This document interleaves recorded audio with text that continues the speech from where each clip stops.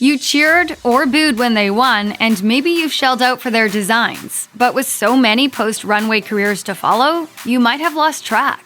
Here's where some of our favorite winners of Project Runway are today. Though he didn't win a single challenge before the finale, Jay McCarroll took it all home on the very first season of Project Runway. Well, sort of. Even though he won, McCarroll turned down both the prize money and associated mentorship. Though, as the Washington Post noted, he did appear in Elle. Regarding turning down the cash, McCarroll told the Washington Post in 2005, "Use your imagination there, for I am not allowed to talk about it." But a 2007 New York Magazine feature revealed that McCarroll walked away from the prize money when he learned that the Weinstein Company, which produced Project Runway at the time, quote, would forever own a 10% stake in his brand. I was working like 3 hours of sleep a night because they worked us. Like, it was a job. It wasn't fun. The clause has since been dropped from the winners' contracts, but too late for McCarroll. In 2010, he appeared on VH1's Celebrity Fit Club, losing 40 pounds for the win. Though he's since designed an eco-friendly dress for Gabby Wilde and did wardrobe and costumes for a couple of short films, McCarroll doesn't recommend the fashion designer life for others. He told the Delco Times in 2009, quote, "Go be an accountant, don't be in fashion." Designer Leanne Marshall won Project Runway's 5th season. And even if you're not a Project Runway superfan, you may know her name if you've shopped for designer wedding gowns in the past several years. In the years following her win, Marshall introduced commercial collections and counted celebs like Project Runway host Heidi Klum as private clients. Thereafter, both Marshall's signature line and custom wedding gown business took off. As she notes on her website, she's dressed stars like Ariana Grande, Danielle Bradbury, and Betsy Wolfe. Want a Leanne Marshall look of your own? The designer's ready-to-wear pieces range from $500 to around $4,000, while pieces from her bridal collection will cost you at least $2,000 without additions. It's a rush, it's a frenzy, but it's what I love to do. I wouldn't want to be doing anything else. On the second season of Project Runway, Chloe Dao wowed the judges, taking home the win in 2006. After her victory, Dao debuted her line Simply Chloe Dao on QVC, telling WWD at the time, "This is an opportunity to sell mass market without producing it all myself." As Houstonia magazine noted, she then went on to judge and executive produce Project Runway Vietnam, but her home and fashion focus remains in Houston. In April 2020, Houston's KHOU reported that Dao was using her design efforts to help fight the coronavirus pandemic by sewing and donating masks. From March to April 2020, Dao, her staff, and volunteers handed out 3,000 masks. Helping during the coronavirus pandemic isn't Dao's first foray into philanthropy. Dao's website notes that she has partnered with nonprofits around Houston and beyond, including Community Cloth, Crime Stoppers, and the Houston Area Women's Center, to name just a few. I think my biggest takeaway is to be grateful for what you have, but also if you can share your skill or give something back to your community, you should.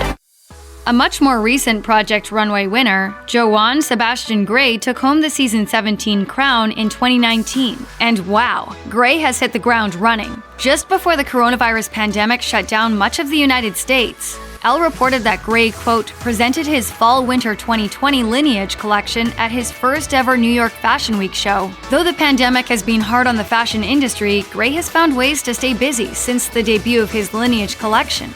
So this is the way we need to use the face mask, right? Remember, it came with 2 interchangeable filters. In partnership with Disney Plus, Grey designed a dress to celebrate the release of Disney's live-action Mulan. While there's no doubt that the Disney partnership kept him busy, he also spent lockdown working on his next line. In December 2020, Grey announced his Spring-Summer 2021 women's wear collection. In a tweet about the collection, Grey reported that the line is made predominantly out of renewed stock fabric.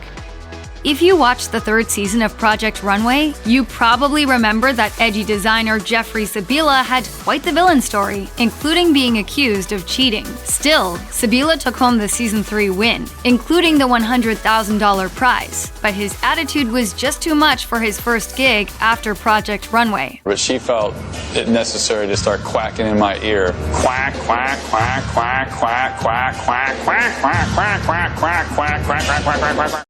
In an interview with New York Magazine shortly after his win, Sebelia made a comment that many found to be distasteful, saying, "I'm almost afraid to admit what I'm doing, but it's costumes for a movie. It's a live-action movie for the brats. Yeah, those slutty dolls." Let's just say the comment didn't go over well. According to LA Weekly, it, quote, cost him the job. But Sebelia hasn't been resting on his laurels since then. According to his website, the designer has created, quote, 4 different fashion brands distributed worldwide, including a line for fashionable children. Let's just hope they aren't Bratz fans. It wouldn't be a Project Runway discussion if we didn't talk about Christian Siriano, who became the youngest runway winner at just 21 in the show's 4th season. Since then, he's truly become one of the biggest names in fashion, not just because his designs are amazing, but because he's dedicated to inclusivity. As Glamour put it, Siriano has smashed the mold of what makes runway and red carpet looks. Indeed, Siriano designs for all types of clients. As Glamour noted, no matter your age or body type, if Siriano likes your work, he'll want to dress you. I think when a woman puts on a dress, you can feel when she feels great about herself. And I think that that's something that I love to see. When actress Leslie Jones had trouble finding a designer to dress her for the 2016 Ghostbusters premiere, Siriano stepped in. Then, in a true testament to his ability and style, Siriano dressed 17 women for the 2018 Oscars. That same year, the designer was named one of the Time 100 most influential people. And in 2019, Siriano returned to Project Runway to take over Tim Gunn's mentor duties. In 2020, Siriano shifted from making gowns to making masks to help during the coronavirus pandemic, making 2,000 masks per day, according to Time, all being donated, not sold. Designer Dom Streater won Season 12 of Project Runway in 2013, thanks in part to her custom-created prints. After her win, she employed the same vibrant style in a new women's wear brand, while she continued to carve out her niche in fashion. Just a few short years later, Streater returned to competition in 2016 for Season 5 of Project Runway All-Stars, and once again came out on top. But after 2 wins and 4 New York Fashion Week collections, Streater told the Philadelphia Inquirer in 2016 that runway fashion, quote, wasn't worth the money. She explained, "It's better to invest in social media, my line, and advertising to my customers." I see you're working on a new project. Yeah, Project Baby Way. Since then, Streater, now a mother, has mostly eschewed runway shows in favor of what she told the News and Observer in 2018 is a focus on, quote, slow fashion, including limited edition pieces and capsule collections for her Dom Streater brand. The online brand currently features t-shirts, scarves, jackets, and artwork, all created by Streater. A few years after she was named Miss Trinidad and Tobago, Anya Ayoung-Chee won the 9th season of Project Runway with a Caribbean-inspired collection. After her win, she launched her eponymous women's wear line that, according to her website, is produced in Trinidad and Tobago. By producing the line in her home country, Ayoung-Chee has, quote, limited access to large quantities of supplies. So she's naturally moved into limited edition pieces and slow fashion. In early 2020, Ayoung-Chee premiered a new line, Wildflower, at the Museum of Sex in New York City. As noted on the Wildflower site, the line is inspired by Trinidad Carnival and Burning Man and aims to empower women to experience true freedom and radical self-expression, while affording financial independence to the women who manufacture the line in Trinidad and Tobago. Hi, I'm Anya Ayoung-Chee. I'm a fashion designer and entrepreneur, and I'm a new mom. Just before Season 10 of Project Runway in 2012, designer Dmitry Sholokhov was scraping by after losing his lease and being forced to quit his job. He told The Hollywood Reporter after winning the season, "I was pretty much homeless for all the time I was on Project Runway." We get angry, we beyond exhausted, but everything worth it. After his win, Sholokhov debuted a capsule collection exclusively with Lord & Taylor before launching his Spring 2014 collection. Regarding his Lord & Taylor collection, he told In Style, "It's my belief that each of my dresses offers something for everyone." In 2014, Sholokhov returned for the 4th season of Project Runway All-Stars, once again walking with the win. He lost after trying for a 3rd crown in the 2019 season of All-Stars. More on that in a moment. Still, it wasn't all bad news in 2019. In October of that year, Sholokhov tied with Sue Wong for the Metropolitan Fashion Week Fashion Designer of the Year award. According to his website, Sholokhov now focuses on private commissions and pursuit of partnerships with major retailers. Michelle Lesniak competed on season 11 of Project Runway in 2013, and as the Fashion Next website put it, her lack of formal training gave her an edge. Lesniak was one of the so-called mean girls of the season. I don't really want anybody touched right now. So What? give me some space. Despite the negative label, she was crowned the winner, and she went on to run a boutique in her native Portland, Oregon. In 2014, she competed on the 4th season of Project Runway All-Stars, telling the Oregonian that she knew it would be good for networking. Though she lost out to Dmitry Sholokhov in that season, she got her turn in the spotlight when she and Sholokhov competed again on the 2019 season of Project Runway All-Stars. This time, Lesniak came out on top.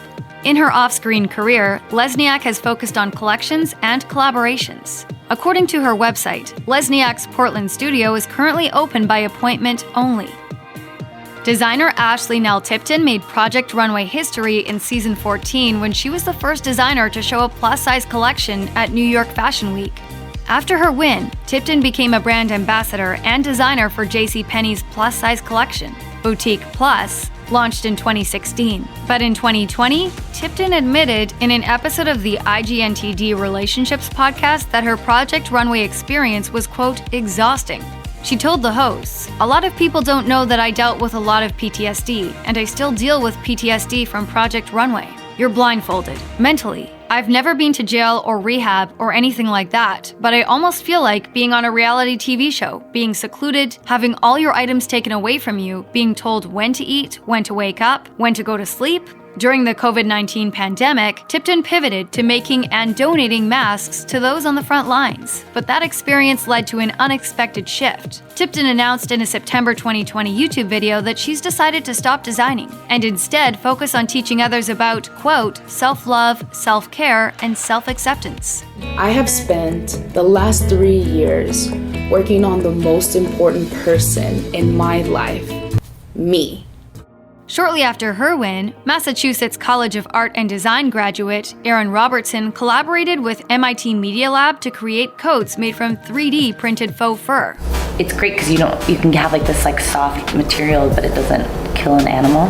Her approach to innovative sustainable fashion led to another collaboration with MIT in 2020. As a judge of the Pandemic Response Collab's Reimagining Face Coverings and PPE Challenge. Though you can be certain that her own design collections are still a priority, Robertson's commitment to the marriage of science and fashion is ongoing. As she says on her website, technology is the sustainable way forward. Check out one of our newest videos right here. Plus, even more list videos about reality show stars are coming soon. Subscribe to our YouTube channel and hit the bell so you don't miss a single one.